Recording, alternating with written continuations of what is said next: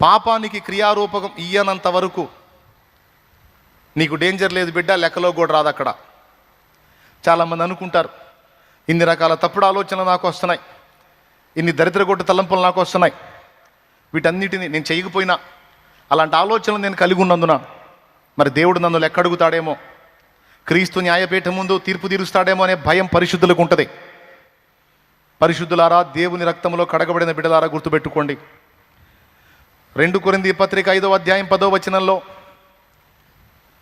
మనమందరము క్రీస్తు న్యాయపీఠం ఎదుట ప్రత్యక్షమవుతామని రాయబడి ఉన్న మాట నిజమే, కానీ అక్కడ తీర్పులోనికి దేవుడు తీసుకొచ్చేది మనము శరీరముతో చేసిన వాటిని, మనం తలంచిన వాటిని, ఆలోచించిన వాటిని కాదు, మనం చేసిన వాటిని లెక్కలోకి తీసుకొస్తాడు.